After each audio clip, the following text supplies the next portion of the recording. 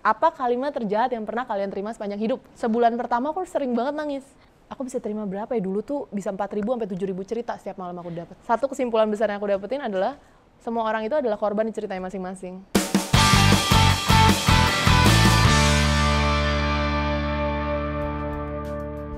Hidup itu lucu ya. Yang dicari hilang. Yang dikejar lari. Dan yang ditunggu pergi. Aduh, ini tuh bukan aku banget. Aku tuh gak kayak gini banget. Aslinya kan tahu sendiri aku tuh kayak gimana. Hai guys, ketemu lagi dengan gue Dela hari ini. Dan hari ini gue lagi sama Kak Cece. Halo, cocok loh padahal tadi. Masa sih? Lanjutin kayak gitu terus Kayak coba. kayak aku dewasa, elegan, lembut gitu gak sih Kak? Kelihatan padahal. Thank you loh Kak. Kak Cece apa kabar hari ini? Baik, Dela apa kabar? Baik, alhamdulillah Kak. Masih Thank you bertahan banget. di Apa pandemi? nih? Masih banget dong, makanya kan kita harus selalu semangat dan seneng gak sih Kak biar imunitas terjaga. Betul.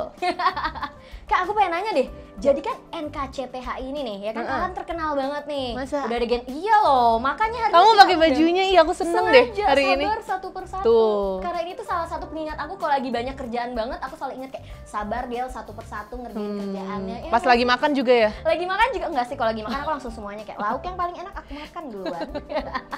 Nah Kak, nih NKCTHI atau nanti kita cerita tentang hari ini.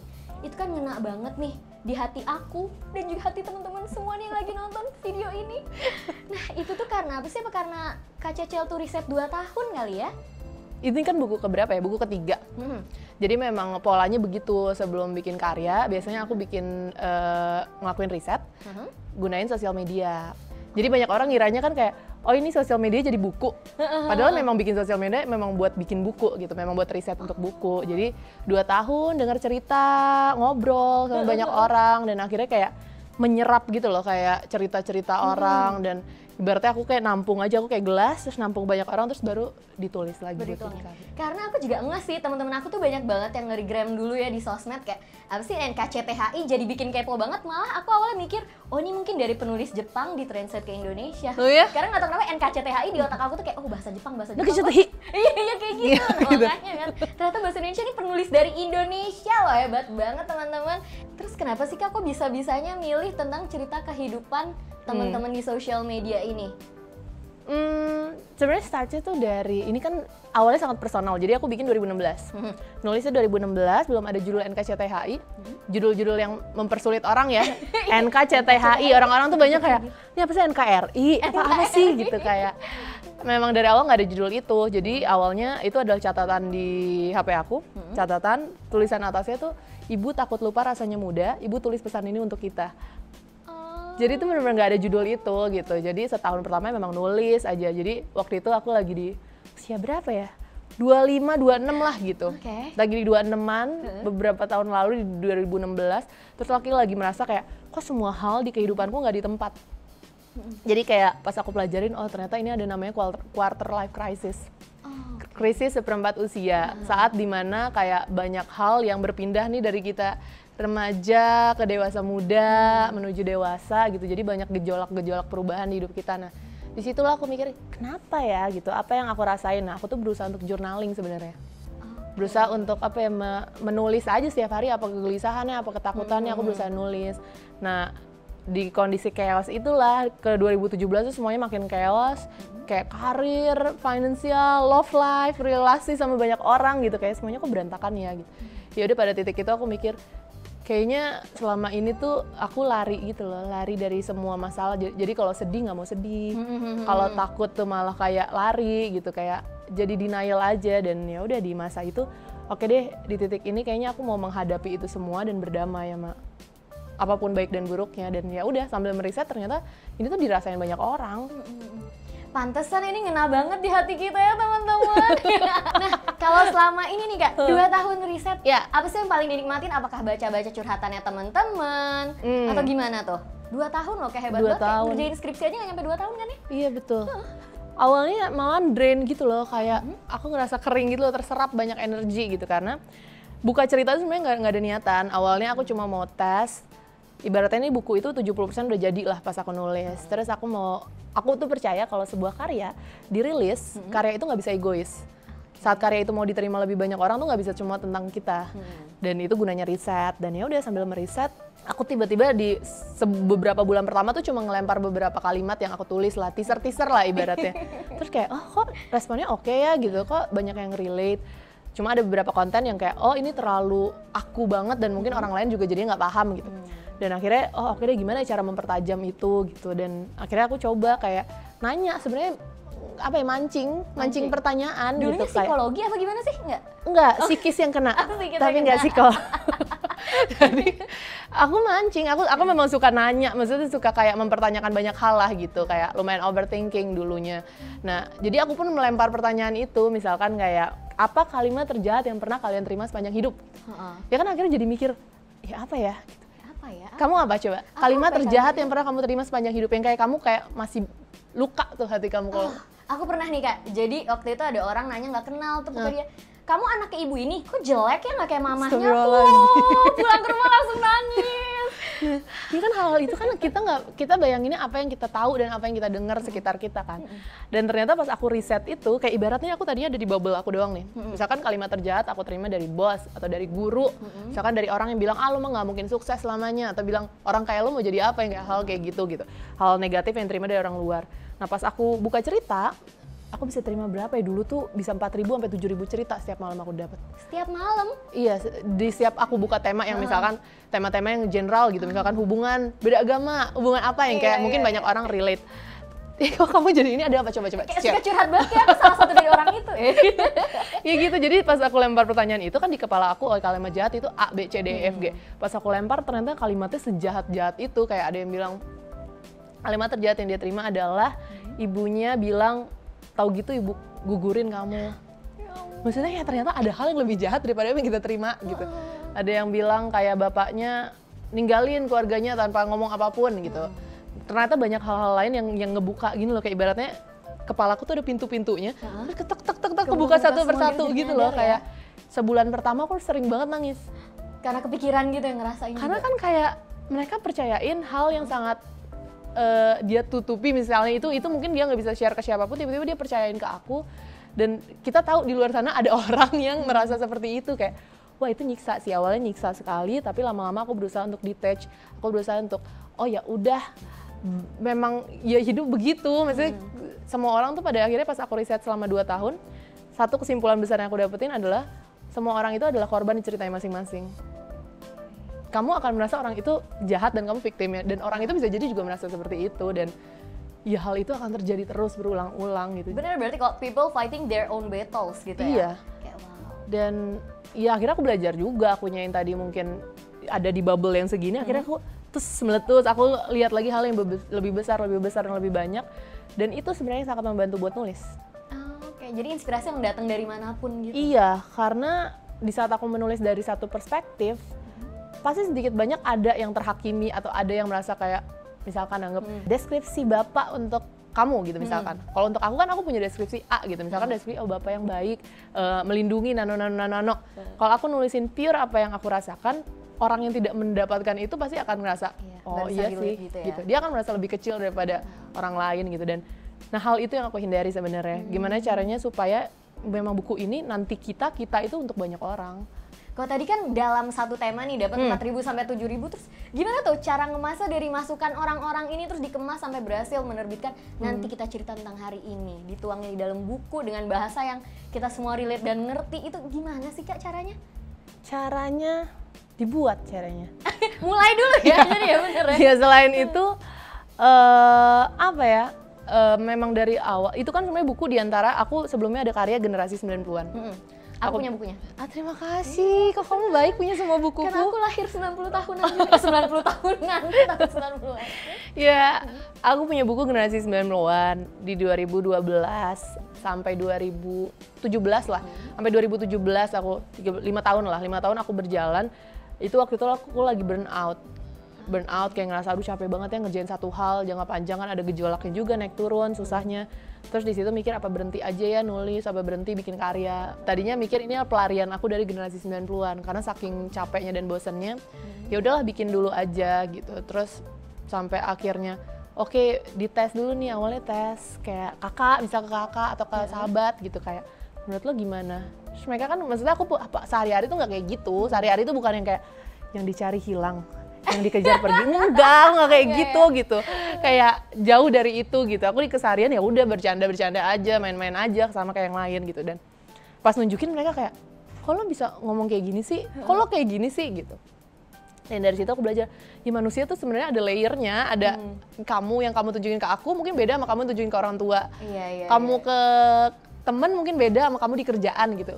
Manusia tuh kadang beradaptasi. Sisi dirinya yang lain gitu. Iya, dan ya NKCTHI itu adalah aku di usia di jam 1 ke atas gitu. Jam 1 malam ke atas? Iya. Oh gitu. Iya, kan kayak apa pemikiran aku di saat aku di jam pagi menjelang pagi gitu kayak nggak pernah tidur dong? Gimana sih?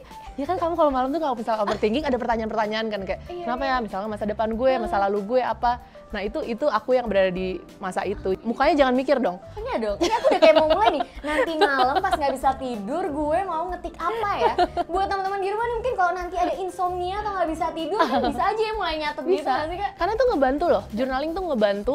Misalkan kamu banyak pikiran atau kamu tuh sering kayak suka, kok gue marah kayak nggak jelas ya? Kok gue tiba-tiba suka sedih nggak jelas? Kadang tuh kita nggak ngeh aja ada luka apa dengan mencatat. Itu tuh ngebantu diri kita untuk oh iya ya, gue tuh marah misalkan kalau gue dibohongin. Gue marah, gue sedih kalau ada orang ninggalin gue gitu. Kalau kita terus mencatat, lama-lama kita kebiasaan gitu loh kayak tahu. Oh iya ya, ternyata penyebabnya ini. Jadi saat gue tahu diri gue tahu nih gimana cara menghadapinya saat terjadi lagi. Nyatet-nyatet itu atau journaling itu salah satu stress releasing juga nih? Harusnya. Itu proses healing aku. Padahal waktu kecil kan kita kalau nulis diary sering kan? Iya makanya kan, sebenarnya hal itu tuh baik. Aku nulis diary sebenarnya. Masih sampai sekarang Kak? Enggak sih, tapi kalau sekarang baca tuh gitu nggak boleh ya? Sekarang tuh lebih ke journaling itu kayak nyatet pendek aja misalkan hari ini apa. Aku tuh suka kayak setiap ketemu orang, aku merasa semua orang tuh guruku. Jadi semua orang tuh bisa selalu ada pelajaran lah setiap ketemu siapapun gitu. Kak Cecil, gimana sih nih kalau mau ngebangun konsistensi dalam menulis? Apalagi kan kalau banyak banget nih ide-ide terus kadang-kadang saking capeknya kayak nggak mau nulis capek bisa nggak sih tulis sendiri itu gimana sih? Jadi aku nggak terbiasa untuk memaksakan kecuali di saat aku mau rilis buku. Itu lain hal, kalau rilis buku aku biasa naruh deadline. Karena kalau enggak itu akan ketunda nggak jadi-jadi, nggak pernah rilis tuh buku selamanya. Jadi biasanya untuk bisa konsisten dan menyelesaikan satu karya, satu buku, biasanya aku naro timeline. Misalkan kemarin aku habis bikin buku Tidak Ada Yang Kemana-Mana Hari Ini, buku tentang pandemi. Nah, aku berharap buku itu memang harus keluar segera karena tujuannya kan untuk donasi. Jadi kalau terlambat pun nanti keburu udah kelewat lah momennya gitu. Dan ya udah waktu itu aku cuma punya waktu 10 hari. Sedangkan semua karya aku tuh biasa 2 tahun. Iya, kayak yang 10 hari. 10 hari tiba-tiba harus ngerjain itu, KTBB tuh 10 tahun gitu. Dan nah di situ aku harus memaksakan diri untuk konsisten tuh. Kayak sehari harus nulis berapa gitu. Caranya adalah aku suka jebak diriku tuh kayak di jurang gitu loh kayak. Caranya aku biasanya suka umumin dulu di sosial media. Misalkan di tanggal 8 Mei aku akan rilis. Kalau gitu. Udah ngumumin ke sosial media. Ya kan, kita kan harus komit sama janji itu. Nah, akhirnya itu salah satu caraku untuk memaksakan diriku selesai dan konsisten nyelesain satu karya. Nah, tapi kok aku nih sering nih kadang-kadang, jadi aku ya. Jadi lagi semangat banget pengen nulis, terus mulainya dari mana tapi ya? Menulis tuh menurut aku pekerjaan yang bukan paling ya, tapi karya seni yang effortless. Karena misalkan kamu bandingin sama film, video gitu. Toolsnya udah pasti butuh budget, terus film, musik tuh butuh peralatan yang nggak murah juga gitu, dan karya-karya lainnya tuh menurut aku butuh cost. Kalau dinulis cukup kertas sama pulpen, jadi kalau masih ada alasannya itu kayaknya dipertanyakan ke diri sendiri. Iya nggak sih, kayak ruginya juga nggak banyak kalau tulisan itu gagal pun gitu, paling cuma rugi kertas sama pulpennya itu doang kan. Nah jadi pertama yakinin diri kamu emang mau buat sesuatu. Nah, aku selalu percaya menulis itu adalah mencatat sejarah sebenarnya. Karena buku tuh kayak kayak legacy gitu loh, yang kayak suatu hari kamu udah nggak ada, hal itu tuh masih tersimpan gitu. Iya sih, bener sih. Jadi kayak hal itu, aku tuh gara-gara aku nonton Buya Hamka. Beliau ditanya lah sama temennya gitu, kenapa selama di penjara nulis terus? Terus beliau bilang, suatu hari sudah tidak ada di bumi, yang bisa ditinggalkan adalah buah pikirnya. Iya bener sih. Iya, dan ya itu jadi salah satu power yang kayak oke, aku harus selesain karena aku nggak mau mati sia-sia sih, maksudnya kayak ya udah aku mati kayak ya udah nggak ada yang tertinggal gitu kan. Jadi kayak, kenangan buat orang-orang juga kan ya. Iya, dan ya buah pikir itu kan akan jadi berkah dan pahala yang panjang sebenarnya. Nah ya dari situlah kayak menurut aku kalau memang dari awalnya kayak enggak, gue nggak menulis karena takut gagal, takut apa, menurut aku dipertanyakan lagi nih, oke tujuan awalnya apa nih. Kalau memang udah yakin, start udah konsep, idenya udah ada, tinggal dimatengin konsep. Cara orang sebenarnya beda-beda sih. Aku ada yang memang aku biarin aja, aku kayak NKCTHI, aku nulis dulu sebanyak-banyaknya, baru aku bikinin konsepnya. Jadi cerita itu belum ada di awal. Oh, awal tuh bener-bener kayak baru nuangin kumpulan dari ide itu ke tulisan tulisan aja. Karena kan kadang ada beberapa orang yang kayak, aduh gue bingung nih mulainya gimana. Aku biasa selalu kayak ya udah kerjain, tulis aja dulu. Mau dari tengah, dari akhir ada apa, idenya ada di mana, tulis aja dulu. Nanti pas udah menjelang mendekat aku buat kerangkanya. Biasa kalau buku tuh kan ada kerangkanya. Kayak chapter-chapternya dari chapter 1, 2, 3, 4 gitu. Terus mood apa yang mau aku sampaikan atau energi apa yang mau aku sampaikan saat orang baca. Kak Cecel tuh pernah gak sih mengalami penolakan sama penerbit atau sama siapa gitu? Hari-hariku sih, hari-hariku ditolak. Bukan penolakan cinta ya, kamu penolakan cinta ya? Oh bukan bahas itu ya? Bukan. Maksudnya itu tuh proses panjang sebenarnya. Kayak aku kan bikin karyanya dari aku tuh berkarya dari 2008. Mungkin orang banyak dengernya di 2018 karyaku. Terus 10 tahun tuh proses struggling untuk aku nyari tahu aku tuh sebenarnya bisanya apa, untuk nyari tahu aku tuh maunya apa. Dan ya penolakan aku alami malah sejak aku kecil gitu. Jadi memang dari dulu aku pembawaanku kan memang kayak dari kecil tuh suka banget bercanda. Jadi mau di kelas dimanapun tuh kayak bercanda mulu. Sampai guru ada yang bilang kayak gimana mau jadi apa kamu ke depannya kalau bercanda terus gitu. Kayak hal itu tuh kerekam kayak oh iya sih aku nggak bisa jadi apa-apa sih gitu. Sampai salah satu hal jahat yang diucapkan lah ya berarti ya. Nggak jahat sih, cuma lebih kayak aku percaya tuh yang menyedihkannya. Aku kayak ngerasa mengiyakan. Jadi bukan sakit hati, aku kayak oh gitu ya. Jadi kalau orang bercanda tuh nggak mungkin sukses gitu. Mengamini omongan orang-orang gitu kayak. Terus kayak sampai aku kuliah pun aku bukan mahasiswi unggulan, IP ku 1,8 gitu kayak memang kayak ngepas aja hidup itu ngepas aja. Terus sampai kayak banyak hal yang kayaknya aku nggak bisa jadi apa-apa sih. Aku udah meyakini dan aku mutlak nggak mungkin jadi sesuatu. Aku yakini itu sampai aku lulus kuliah. Kayak misalkan orang nanya mimpinya apa, nggak ada. Ya udah yang apa kayak yang ada gitu. Kayak benar-benar aku pun menolak diri aku untuk jadi apapun gitu. Ya udah sampai akhirnya mau lulus kuliah. Disitulah titik dimana aku baru mikir tuh gila ya kayak gue 4 tahun dikuliahin sama orang tua, masa iya gue mau nyanyain ini gitu. Dan ya udah di akhir kuliah aku benar-benar total nyelesain karya si generasi 90-an itu. Ya udah mulai tuh diseriusin generasi 90-an. Tapi itu ditolak berapa penerbit ya? Aku coba submit ke berapa penerbit, 5 penerbit. Terus ada salah satu yang ngasih feedback, dia bilang kayak generasi 90-an tuh terlalu segmented, cost-nya terlalu tinggi karena itu buku dulu tuh pada masa itu belum banyak buku grafis full color. Jadi buku grafis rata-rata antara komik atau buku anak. Iya, buku anak-anak. Iya, jadi buku dewasa yang banyak visualnya tuh nggak ada gitu.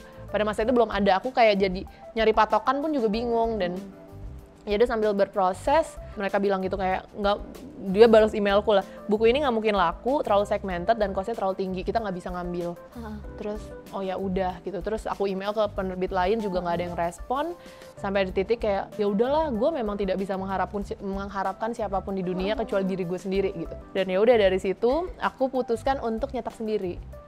Oh, gitu. Jadi dari ditolak sama penerbit itu? Akhirnya kayak ya udahlah gitu, kalau memang nggak ada yang mau gue cetak aja sendiri, gue yakin kok gitu. Tapi kan cost-nya kan nggak murah gitu. Dan waktu itu aku sempat berhenti bekerja karena aku kena ada kondisi kesehatanku nggak baik lah gitu. Ya udah dari situ butuh duit berapa ya, kira-kira kayak 7 juta gitu ya pada masa itu. Terus ya udahlah, gue mau balik kerja lagi, mau jadi freelance designer lagi, fotografer lagi buat ngumpulin duit itu. Udah ngecek semuanya, mau cetak 200 buku gitu. Sambil berproses, tiba-tiba ada penerbit yang datang.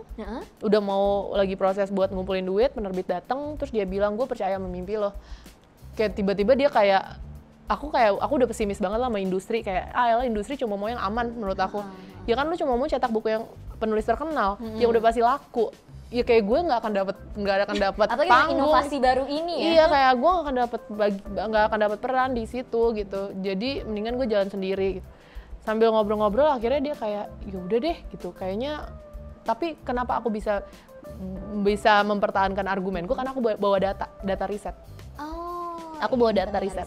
Dan pada akhirnya memang ya mereka industri atau misalkan publisher punya kepentingannya, mereka punya tanggung jawabnya. Jadi kalau memang kita datang cuma bawa idealisme kayak gue punya ini, gue yakin ya mereka mah apa yang bisa dia percaya gitu. Kayak janji-janji kosong gitu ya. Dan akhirnya ya aku bawa data. Nah itu Kak Cecel kan pasti dikasih feedback dong sama si penerbit-penerbit yang nolak itu, dan beberapa bahkan ada yang bahasanya nggak enak tadi, yang kayak nggak bakal laku nih buku yang kayak gitu. Itu gimana sih cara bikin diri sendiri tuh yakin terus bisa nerima feedback itu dengan baik? Kayak ya apapun kata orang, cuma satu yang bisa menghentikan langkahku tuh cuma ya penciptaku. Yang lain menurut aku akhirnya kayak ya udah bumbu aja gitu, kayak oh ya ada yang ngomong negatif, ada yang ngomong positif, ya memang begitu bumbunya. Ada yang tugasnya jadi juri, ada yang tugasnya bikin karya. Ya memang manusia itu udah ada porsinya. Kayak aku kayak iya sih, ada yang tugasnya bebersih, ada yang tugasnya bikin berantakan gitu. Kayak memang pada akhirnya ada porsinya, dan aku ngambil porsi untuk bikin sesuatu.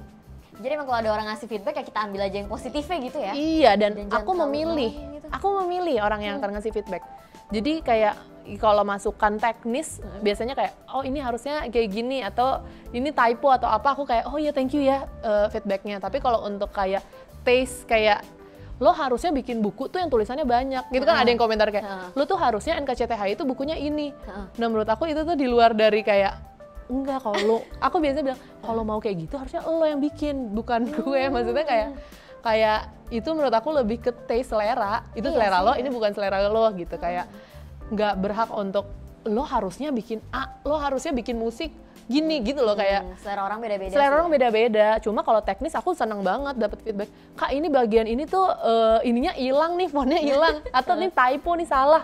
Aku kayak oh iya ya, bener-bener nanti gue benerin. Itu yang butuh mata elang tambahan ya. Aku butuh kayak gitu, dan biasanya sih respon keluarga, orang terdekat, sahabatku sama kakak-kakakku biasanya lebih ke menurut lo ini ada yang bisa diperbaiki nggak ya? Misalkan kayak ini kayak bisa dipertajam deh endingnya, atau ini di tengah kayak gue agak kurang paham, bisa nggak lo bahasanya sederhanain lagi? Gitu. Kayak gitu-gitunya aku biasa memilih yang mau aku dengar. Kalau dengan idealismenya Kak Cecel yang kayak barusan tuh pengen gitu, gimana cara nyesuainya Kak dengan perkembangan zaman? Apalagi kan berarti udah 12 tahun ya dari pertama kali Kak Cecel berkarya dari 2008. Iya. Ya kan? Itu gimana tuh Kak? Beradaptasi sih. Beradaptasi kayak satu-satunya cara. Karena mau gimana pun zaman tuh berubahnya cepat sekali. Iya banget. Iya, maksudnya misalkan aku SD gitu, aku nggak kenal sosial media gitu kan. Tiba-tiba SMP udah ada Friendster gitu. Kayak semuanya tuh bergerak gitu. Jadi kalau memang kita kekeh, aku misalkan kekeh, enggak, gue nggak mau pakai sosial media. Gue tetap mau kuesioner yang dicetak. Dulu kan pada masa itu, sebelum masa internet, orang kalau mau riset kuliah pakai kertas di print, terus dibagi-bagi gitu kan. Beradaptasi itu menurut aku penting. Misalkan dulu aku meyakini kayak aku tuh pokoknya cuma mau bikin buku satu. Generasi 90-an abis itu nggak mau bikin lagi. Karena aku nggak mau duitin ini semua, gitu-gitu loh. Kayak pemahaman-pemahaman yang waktu itu aku belum lihat dunia gitu. Sampai suatu titik aku nggak punya duit, rekeningku kosong, aku ngerasa gila, gue sendiri nggak bisa hidup dari karya gue. Kayak di situ baru mikir, gimana gue mau melanjutkan karya ini kalau nafasnya kalau gue pun nafasnya ngep gitu, gue pun nggak punya energi yang banyak. Dan akhirnya oke, gimana sih caranya gitu. Jualan kan nggak mesti kayak kita zaman dulu kayak lo harus beli produk A yang bohong-bohongin. Enggak, sekarang banyak cara kreatif. Akhirnya aku belajar untuk karya tuh kita juga harus bisa hidup dari karya kita supaya karyanya panjang. Biar apa, kan ini karya butuh tim. Misalnya Grace Manpuan kalau aku jalanin sendiri mungkin bisa, cuma seberapa jauh. Kalau gitu butuh tim. Butuh tim, butuh duit berarti harus mikirin gimana bisnisnya. Akhirnya kayak mulai ngelawan yang tadinya kayak gue nggak mau ini, gue nggak mau bikin ini lagi, gue nggak mau bikin ini. Akhirnya beradaptasi dengan kalau karya ini mau jalan, gue harus mikirin gimana cara monetisasinya, gimana cara ngembanginnya. Akhirnya makanya sekarang aku bikin perusahaan IP management. Itu memang tugasnya ngembangin si karya-karya ini. Akhirnya aku bagi dua diriku, kayak nggak bagi dua diriku, bagi dua tugasku gitu. Tadinya aku bagi dua diriku, bisnis dan kreatif tuh aku pikirin sendiri selama 5 tahun. Dan ternyata itu kayak dunia akhirat.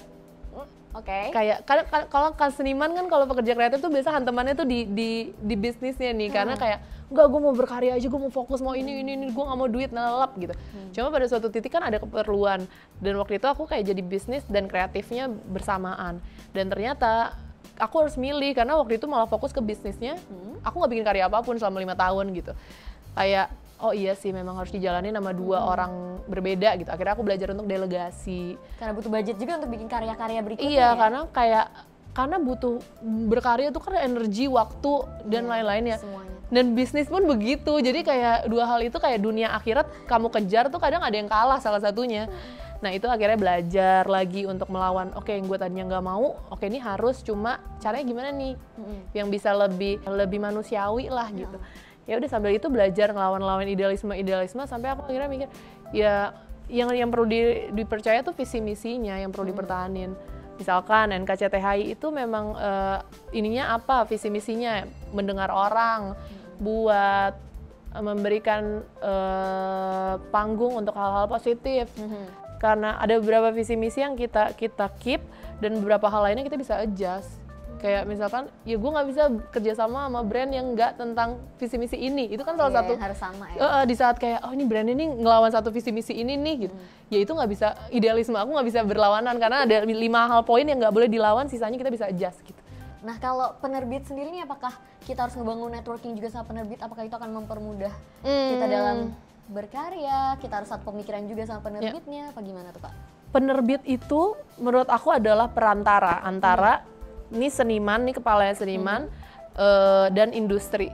Penerbit itu ada di sini. Dia tahu industrinya seperti apa, dia ngerti gimana caranya membuat karya yang bisa diterima, atau dia punya editor yang bagus, dia punya distribusi channel yang banyak, dia punya percetakan dan quality control yang sudah terjamin. Nah, itu yang sebenarnya dibutuhkan kan sama penulis, karena banyak kan penulis kan ya udahlah gue udah gak mau pusing, gue mau bikin aja gitu. Pasti banyak gitu, aku pun begitu dulu.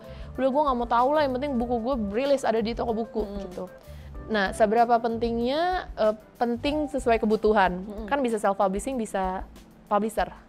Itu pilihan, satu lebih capek tapi worth it, satu lebih ringan juga worth it. Ada plus minusnya lah, kalau di breakdown agak banyak. Sebenarnya gimana caranya untuk sampai ke sana?